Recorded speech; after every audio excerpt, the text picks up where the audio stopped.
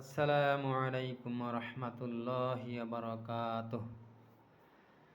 ইন্নাল হামদুলিল্লাহি রাব্বিল আলামিন। আসসালাতু ওয়াসসালামু আলা সাইয়্যিদিল মুরসালিন। ক্বালা আল্লাহু তাআলা আউযু বিল্লাহি মিনাশ শাইতানির রাজীম।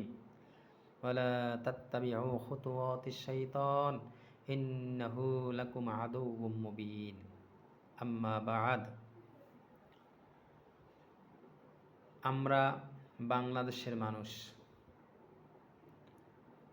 আমরা আমাদেরকে মুসলমান দাবি করি।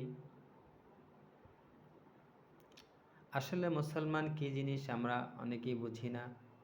ঈমানদার দাবি করি, কিন্তু আমাদের কর্মকাণ্ড সব বেঈমানের মতো। ঈমান অর্থ আমরা বুঝি নাই, তাই এই সমস্যা। আমাদের দেশে নানা রকম অন্যায় অবিচার প্রচলন রয়েছে। দেশটা একটা অন্যায়ের স্বর্গরাজ্যে পরিণত হয়েছে। প্রথমত এর মূল কারণ, আমাদের দেশের, যদি আমরা মুসলমান দাবি করি, কিন্তু আমাদের দেশের 90% মানুষই নামাজ পড়ে না। আর এই জমিনে, আল্লাহর জমিনে সবচেয়ে বড় অপরাধী হলো বেনামাজি। অথচ এই অপরাধীর সংখ্যা আমাদের সবচাইতে বেশি। তো এই অপরাধীরা অন্য অপরাধ করবে না, এর কি গ্যারান্টি আছে? অবশ্যই করবে, কারণ এত বড় অপরাধ যখন করতে পারছে, তো অন্য অপরাধ তো কোনো ব্যাপারই না। আল্লাহ তাআলা কোরআনে বলে দিলেন, ইন্নাস সালাতা তানহা আনিল ফাহশাই ওয়াল মুনকার। নিশ্চয়ই সালাত মানুষকে সমস্ত অন্যায় থেকে ফিরাবে, অন্যায় অশ্লীল থেকে ফিরাবে। আল্লাহ তাআলা বলে দিলেন যে অন্যায় থেকে বাঁচতে হলে সালাত লাগবে, কিন্তু আমরা সেই সালাত কি আমরা বুঝি না। 90 জন মানুষ বেনামাজি। তো এরপরে অন্য যে অপরাধগুলো রয়েছে, যেহেতু বেনামাজির সংখ্যা বেশি, অন্য অপরাধ থাকবে, এটাই তো স্বাভাবিক। সুদ, ঘুষ, চাঁদাবাজ, দুর্নীতিবাজ, এই অপরাধগুলো অহরহ হচ্ছে। কারণ এর একটাই কারণ, বেনামাজি। এখন আমরা যারা ঈমানদার দাবি করি, তারা এই অন্যায়গুলোকে সমাজ থেকে দূর করতে চায়। কিন্তু ভাই, দূর করতে চাইলেই তো দূর করা যাবে না। এত সহজ না তো, এত সহজ না। অন্যায় দূর করতে হলে আগে ঈমান ঠিক করতে হবে, কোরআন পড়তে হবে, হাদিস পড়তে হবে, বুঝতে হবে। এরপর নিজেদের, আমরা যারা অন্যায় বিরোধিতা করি, আমাদের নিজেদের মধ্যে আমলগুলা, ভালো আমলের চর্চা করতে হবে এবং ঈমানকে মজবুত করতে হবে। আমাদের দেশের একটা বড় অংশ অন্যায় বিরোধী। আলেম ওলামা আছেন, তারা অন্যায় বিরোধী, কিন্তু এ ব্যাপারে আলেম ওলামাদের একটা বিশেষ ভূমিকা রয়েছে। কিন্তু অধিকাংশ আলেম ওলামাই তাদের সে দায়িত্ব, সে ভূমিকা পালন করতে পারছেন না, ব্যর্থ হচ্ছেন, কারণ ঈমানগত সমস্যা রয়েছে। আমরা এই অপরাধের জন্য সরকারকে দায়ী করি, বলি সরকার ইচ্ছা করলে বন্ধ করতে পারে। আরে ভাই, পারবে না। কারণ এই সরকারে যারা রয়েছেন, তাদের অধিকাংশ 98% আছেন যারা কোরআন হাদিস পড়েন না, বোঝেন না। আল্লাহ তাআলা এদেরকে মূর্খ হিসাবে পরিচয় করিয়ে দিয়েছেন। সুতরাং এই মূর্খদের কাছ থেকে তো ভালো কিছু আশা করা সম্ভব নয়। আপনি দাবি করলেই তো হবে না, কারণ এই যারা অপরাধের সাথে জড়িত, এদের একটা বড় অংশই তো ক্ষমতাসীন তাদেরকে শেল্টার দিচ্ছেন, তাই তারা নির্দ্বিধায় এগুলো করে যাচ্ছেন। প্রতিদিন দেখা যাচ্ছে ধর্ষণের পর হত্যা বেড়েই যাচ্ছে, কমছে না। সরকারের ব্যাপারে ভূমিকা কি থাকবে? কারণ তাদের অনুসারীরাই তো এগুলো করতেছেন, কিভাবে তারা বন্ধ করবেন? সুতরাং এই সরকারের কাছ থেকে আপনি ভালো কিছু আশা করতে পারেন না, আমরা ভালো কিছু আশা করতে পারি না। এজন্য অন্যায়কে বন্ধ করতে হলে, অন্যায় দূরীভূত করতে হলে আমাদেরকেই ভূমিকা পালন করতে হবে। আমরা যারা অন্যায় বিরোধী আলেম ওলামারা যারা আছেন, এদের সবাইকে একটা বিশাল ভূমিকা পালন করতে হবে। কি করতে হবে বলবেন? কি যে তাহলে কি তাদের সাথে, অপরাধীদের সাথে মারামারি করতে হবে, তাদেরকে মারতে হবে?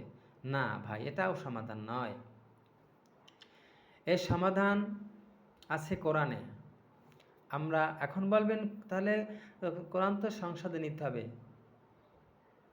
হ্যাঁ, সেটা দরকার, কিন্তু সেই পরিবেশ তো এখন এদেশে তৈরি হয়নি। আপনি সংসদে কোরআন নিয়ে যাবেন, সেই পরিবেশ এদেশে এখনো তৈরি হয়নি। সুতরাং যারা কোরআন নিয়ে সংসদ দিতে চাচ্ছেন, এই আশা এত তাড়াতাড়ি করবেন না, কারণ আগে পরিবেশ তৈরি করতে হবে। তার আগে আমাদের নিজেদেরকে সচেতন হতে হবে, নিজেদেরকে কোরআন আমল করতে হবে। আমরা কোরআন করি, কোরআন বুঝি, বলি, পড়ি, কিন্তু আমল করি না। এটাই আমাদের বড় সমস্যা। সমস্ত অন্যায় নিমিষেই দূর হয়ে যেতে পারে শুধু কোরআন, আমরা যদি যারা অন্যায় বিরোধী তারা যদি কোরআনকে মানতাম, কিন্তু আমরাই তো নিজেরাই তো মানি না। আমরা শুধু সরকারের দোষ দেই, যারা কোরআন বোঝে না, ঠিক আছে, তাদের জায়গায় তারা থাক, পারলে তাদেরকে বোঝানোর চেষ্টা করব। কিন্তু আমরা যারা কোরআন করি, অন্যায় বিরোধিতা করি, আমরা নিজেরাই কোরআন মানি না। যারা আলেম ওলামা আছেন এবং অন্যায় বিরোধী যারা আছেন, তারা যদি একটা ঘোষণা দিতে পারতেন, তাহলে আমি তো মনে করি, এবং এই ঘোষণাটা আমার কথা নয়, কোরআনেরই কথা। সে ঘোষণাটা হলো যে যদি একযোগে সবাই ঘোষণা দিতে পারতেন যে আমরা বেনামাজি, সুদখোর, ঘুষখোর, চাঁদাবাজ, দুর্নীতিবাজ, বেপর্দা নারী, এদের জানাজা পড়ব না।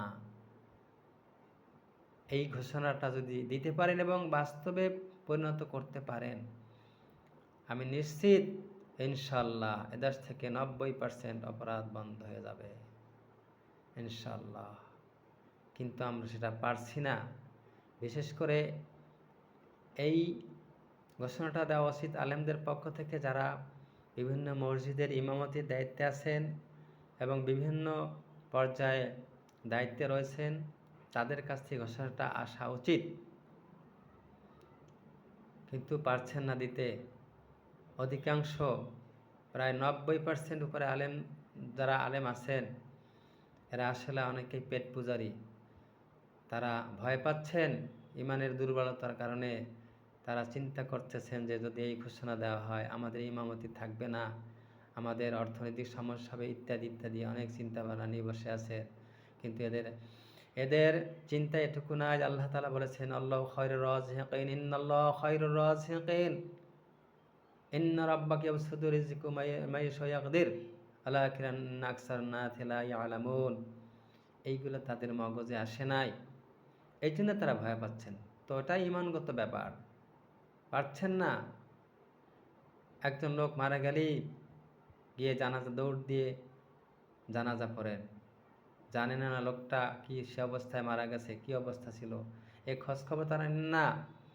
বাস্তবতা থেকে আমি বলছি, আমি যেখানে ইমামতি করতে গিয়েছি, আমি আগেই বলেছি আমি কোনো বেনামাজি জানাজা পড়ব না, প্রয়োজনে আমাকে রাখেন, না এখনই বাদ দিয়ে দেন।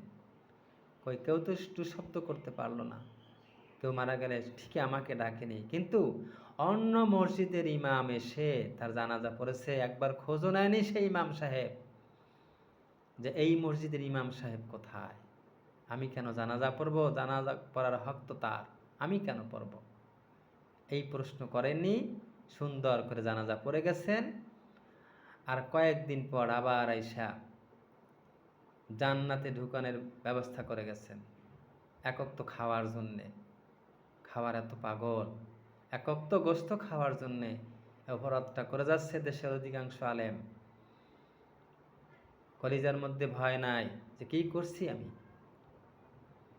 এই যে বললাম জানাজা পড়া যাবে না, এই কথাটা তো আমার না, আল্লাহ কোরআনে ঘোষণা করে দিয়েছেন।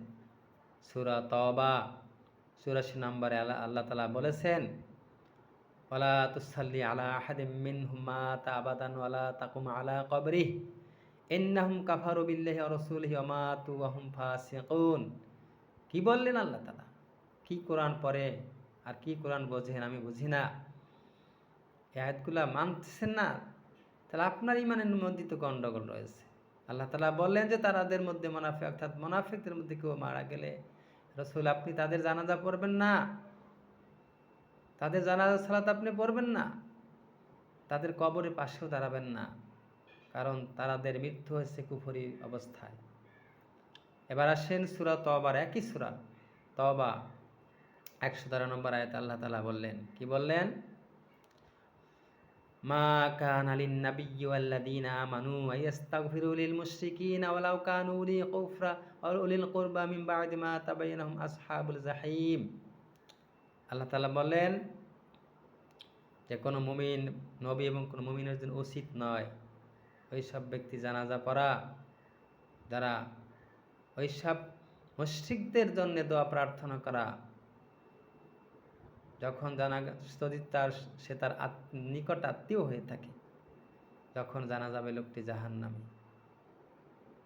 এই আয়াতগুলো কি আপনারা পড়েননি, বোঝেননি? কি বলেছেন আল্লাহ তাআলা? হাদিসের ব্যাখ্যা খুঁজে দেখেন কোন প্রসঙ্গে আয়াতগুলো নাজিল হয়েছে। তা কি পড়তেছেন আর কি বুঝতেছেন আমার বুঝে আসে না।